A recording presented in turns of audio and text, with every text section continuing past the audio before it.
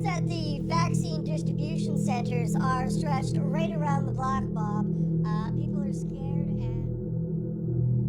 Robotic temple guards are at all of the vaccination distribution sites. Temple Industries has revealed a new Guardian series bot that will be distributed to all of the sites. In the light of new restrictions, citizens have taken to the streets. There are reports of looting and... Eyewitnesses report that the attacker bit the victim and chased them for several blocks before passersby were... Experts say that the virus is extremely contagious and has a nearly 100% mortality rate.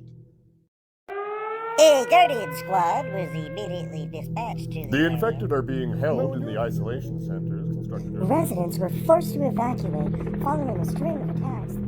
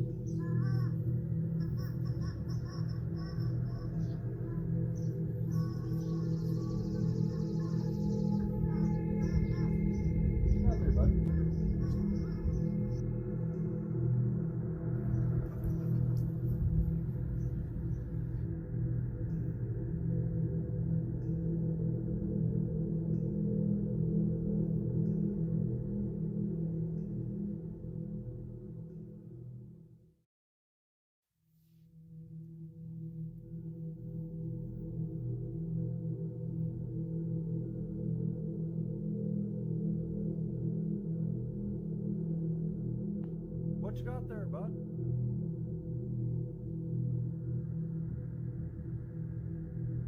Talking about two big dogs involved in this attack that somehow made it through this fence, got out here onto the sidewalk where that little girl was riding her bike. Anybody who watches that video, it kind of turns your stomach to think of what this poor 9-year-old is going through. This is the view from one of the neighbors' front yards. A little girl riding her bike when she encounters two dogs who had already bitten and scratched through the fence and are about to bite and scratch through her. She was just absolutely terrified. I mean, that's something I'm going to remember for the rest of my life. The scream of just sheer terror. It wasn't your, I skinned my knee, I'm hurt, come help me. It was, you know, life-threatening, I'm screaming because I'm going to die type screaming. It's really hard to hold your kid when they're crying like that. And it's really, it makes you feel guilty. The girl's mother still can't bring herself to watch the video or to speak to the man and woman who own the dogs. Perhaps their animal that is happy and sweet around their family might not be towards other kids. The owners were pretty upset about it. Not that their dogs had been taken, but that the attack had happened. The owners didn't want to go on camera, but they told Fox 13 they feel horrible about what happened. I do believe that once a dog has crossed that line, that's it. I mean, you can't unprogram that. And we're talking a bite radius of her entire waist.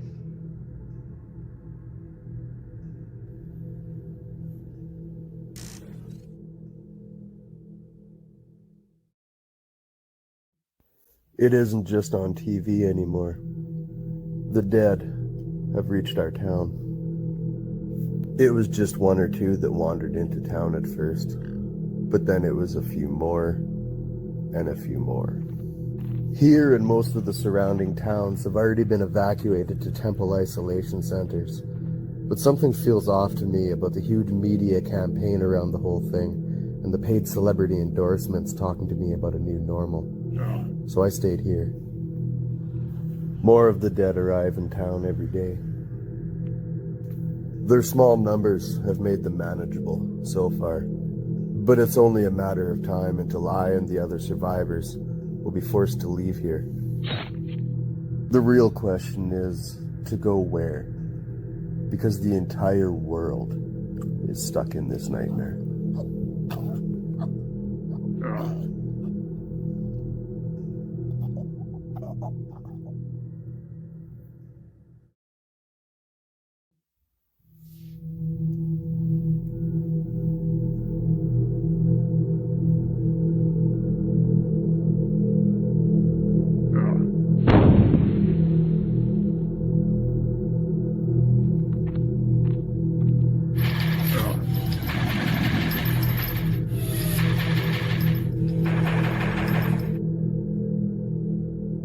A temple is nothing without its people.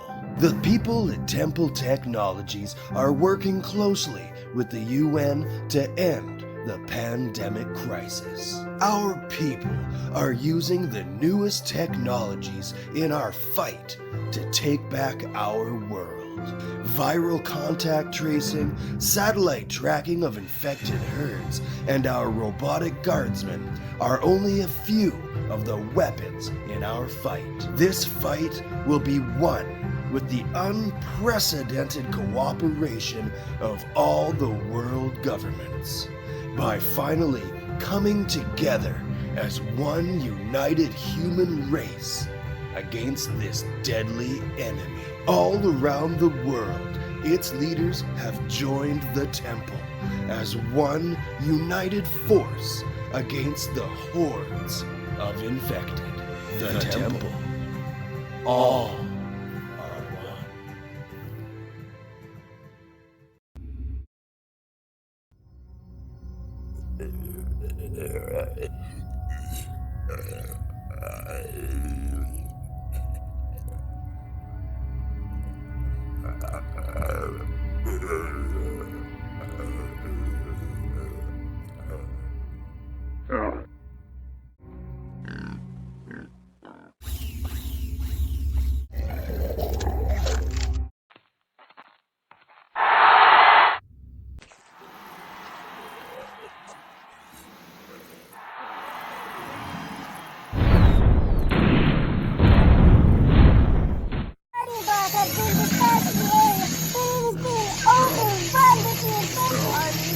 Word now that the military forces have been As of this morning, the United States and Canada become the two latest countries to declare a state of emergency. Things are starting to get crazy.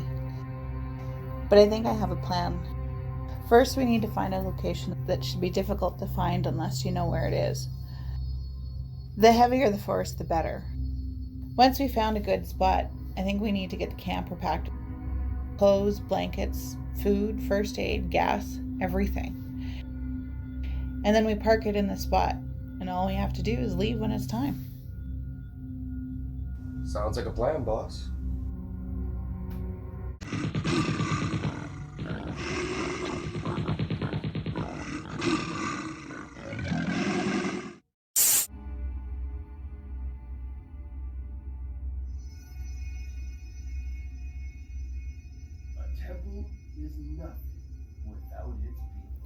Can you believe this? Yeah, I don't think we can wait too much longer. I'll start getting the camper ready. Yeah.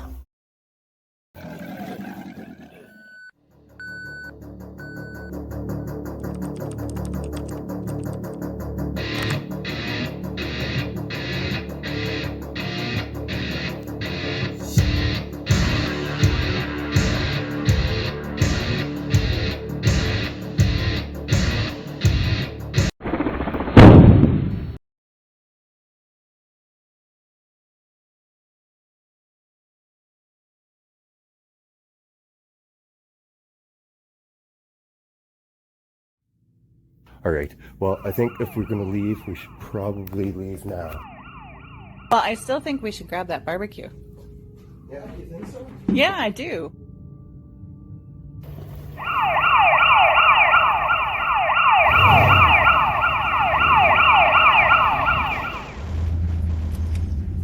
Move. Go. Hurry. Yeah. Move faster. Go. You drive right through them. Look, do it already. Let's fucking go.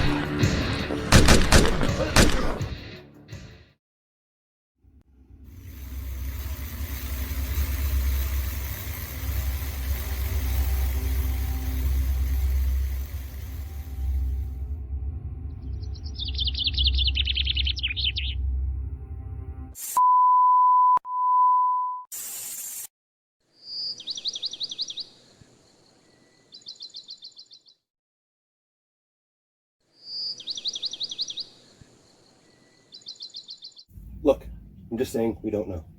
She's fine.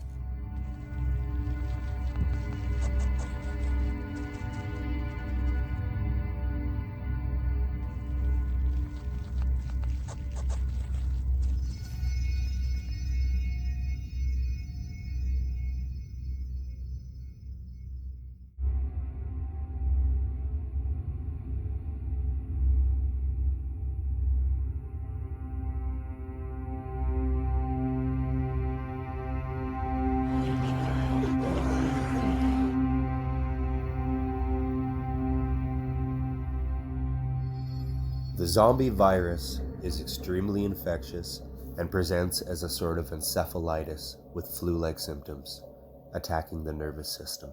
The virus is spread primarily through blood and saliva, but there have been rare cases of infection through scratches. Properly treated, a scratch victim often makes a full recovery, but pre-existing health conditions can change the likelihood of that dramatically. The virus eventually shuts down all higher functions as the brain swells, and the victim will become extremely irritable in the early stages of infection. Their pupils will dilate, making bright lights extremely painful. Their irritability progresses to aggressive mood swings, then into violent blackout rages, until eventually only a lizard brain hunger remains as the patient appears to expire.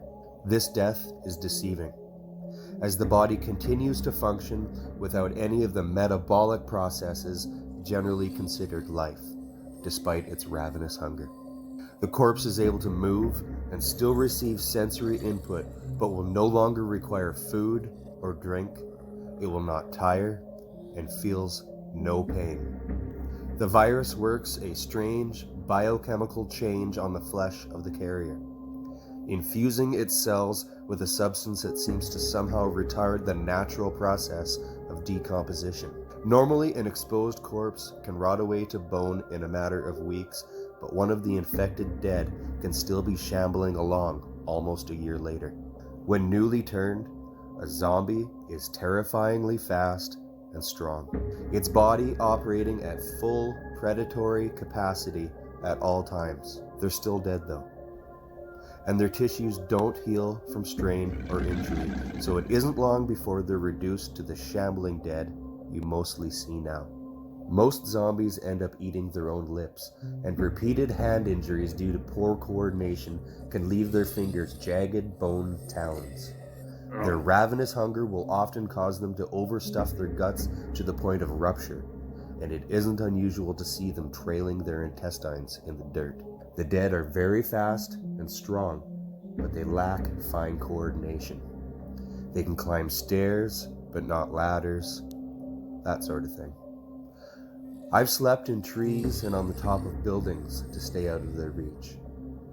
Their pupils are wide open at all times and they have excellent night vision. I try to avoid traveling at night as they see far better than I do, and a flashlight will only attract them. Some animals can also catch the virus, especially canines, but they react much differently than an infected human host. The infected animal will present rabies-like symptoms and are fully capable of transmitting the virus through their bites. Death will occur from extended seizures and generalized organ failure anywhere from 12 hours to a couple months later. And on death, they will rapidly decompose, the exact opposite of the slow decomposition in human zombies. The accelerated cellular breakdown leaves even the skeleton reduced to a greasy paste. Occasionally, a small group of infected animals will form a pack, becoming a dangerous new threat in the area until they eventually die off.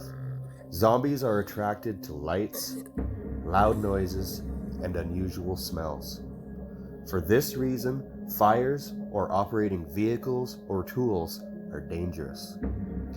I tend to travel on foot, but a bicycle with a well-oiled chain is an invaluable asset. The classic movie trope of being able to kill a zombie by destroying its brain is, thankfully, accurate. Bodily injuries are completely ineffective, fire does nothing but set everything aflame, and chemical agents are similarly useless. Anything that injures a sufficient portion of the brain will take down a zombie.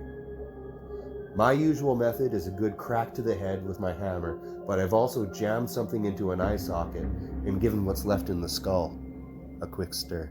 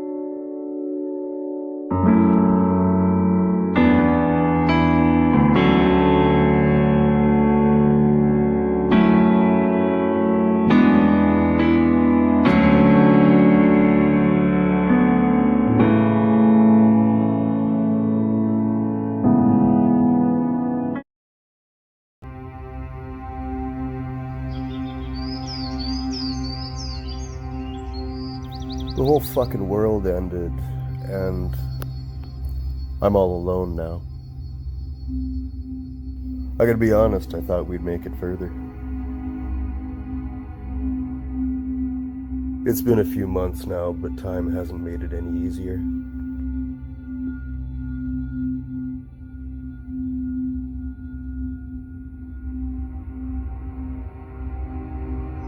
The big temple bot isn't active, but it seems to keep other survivors away from my camp.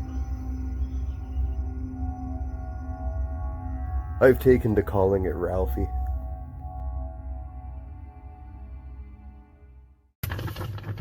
I've been scavenging what I can from a cabin near where I have my camper set up, but eventually I'll have to move on. If you don't stay moving, you don't stay alive.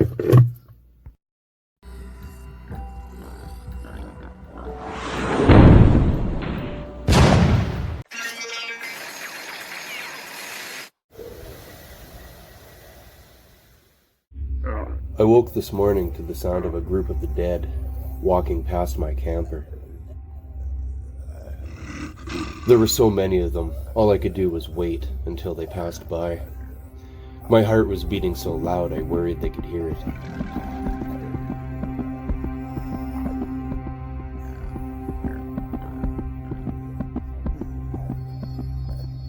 And then I heard the shots.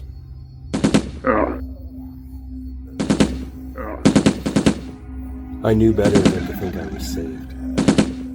The robots had started shooting anything that moves now, be it zombies, people, or even other robots. The world is fucked.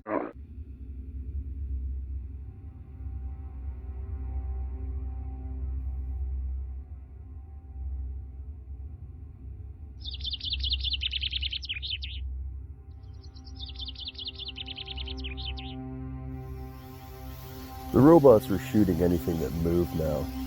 Zombies, humans, even other robots.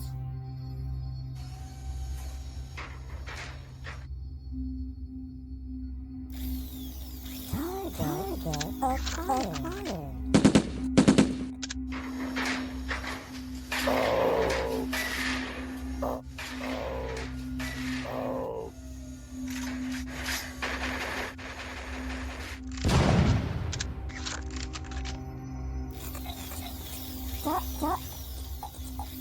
Target acquired. Acquired.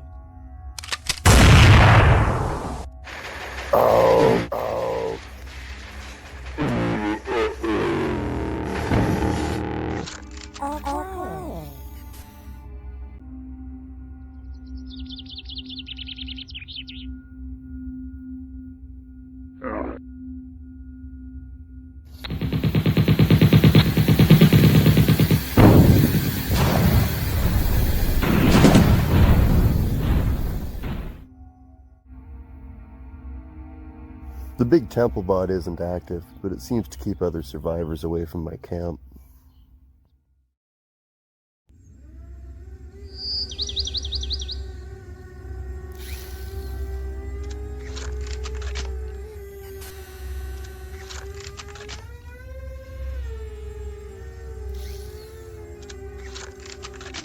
Scanning.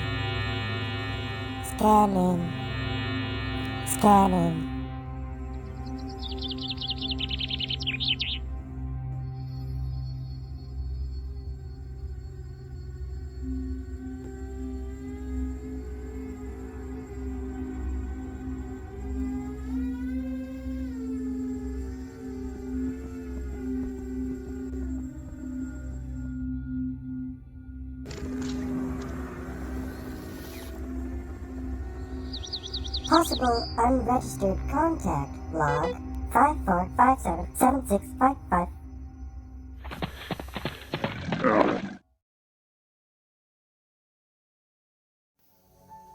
I'm pretty sure the drones saw me, so I'll be moving my camp today. Before I lost contact with the other survivors, I'd heard that temple patrols had been rounding up anybody not already in one of their isolation centers. I'd rather not. Travel was risky, for a few reasons. Firstly, because it had to be done during the day, running the risk of being spotted again, and secondly, because of the infected and the temple bots. There was also the risk of being stuck on a blocked off road, as a lot of the major roads were littered with abandoned vehicles. After a full day of driving and weaseling my way around a few unfamiliar back roads, I spotted what seemed to be a perfect spot. It was a fenced-in area full of old vehicles. I decided this would be my new home for now, and I parked my camper.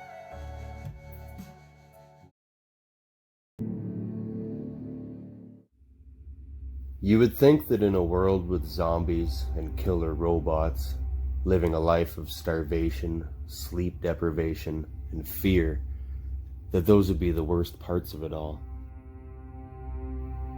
But it's actually the silence. Obviously, staying quiet is a big part of staying alive when there's so much out here trying to kill me, but it can get very loud. I've read a book or two since this started, but a great deal of my time is spent just sitting quietly, watching out my camper window. When the world is by necessity so quiet, the voices and memories in your head can get very loud. Regrets and mistakes and bad memories play on a loop, and a silent world is one free from distraction. Time stretches, expands. I sleep when I can, but never really get more than a couple hours at a time, usually waking to the sensation of my guts trying to eat themselves from hunger. I ended up trapped for a few days while the herd passed through the yard, and it didn't take long to eat through what little I had stashed away.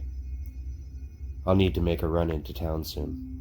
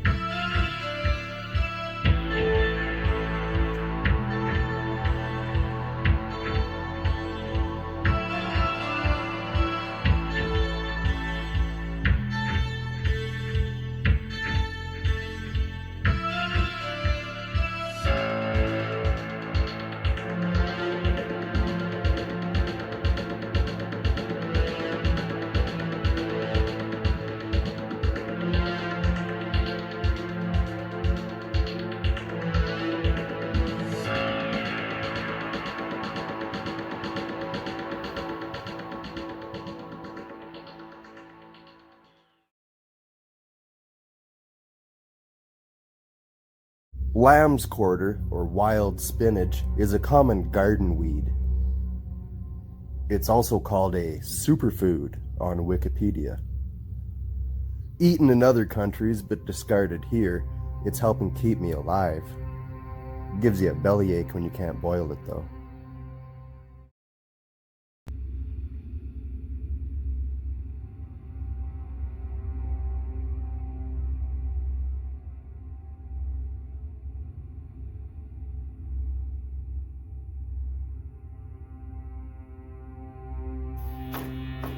Thermal scan indicates possible unregistered contact. Please exit the structure and submit to registration. Thermal scan indicates possible unregistered contact.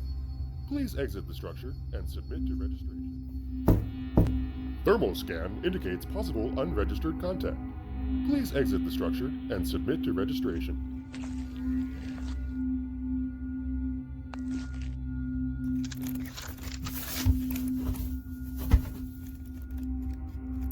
Thermal scan indicates possible unregistered contact. Please exit the structure and submit to registration.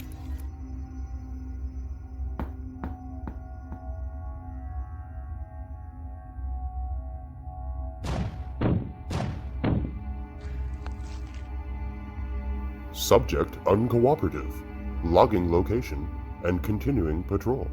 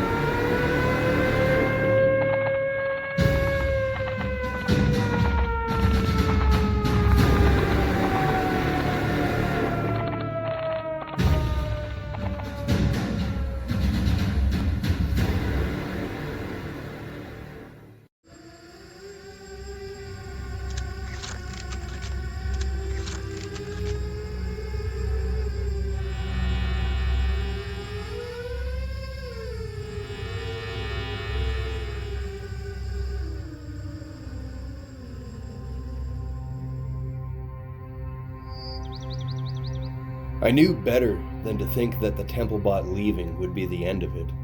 And sure as shit, it wasn't 20 minutes later I could hear the faint buzz of a drone. It was pretty high up, but my roof vent was open, and I could just barely hear it hovering above me.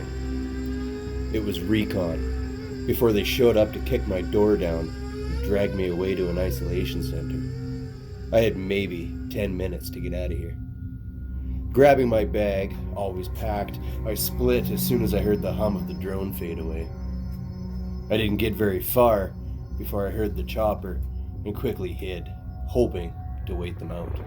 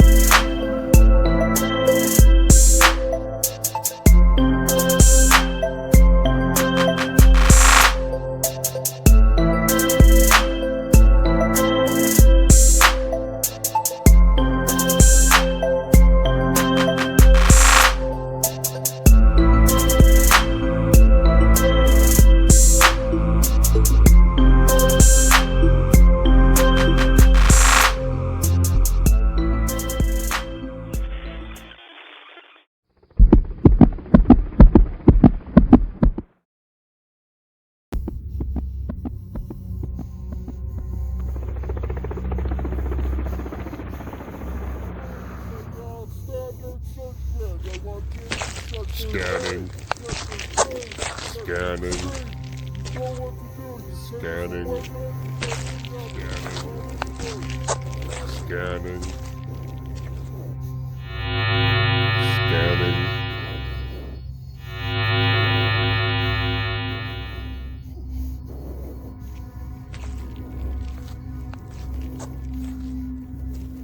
Results inconclusive.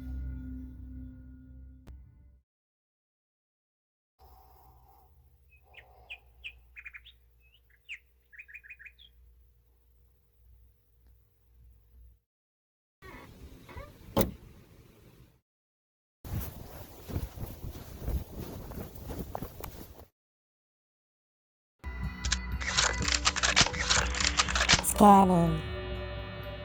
Scanning. Scanning.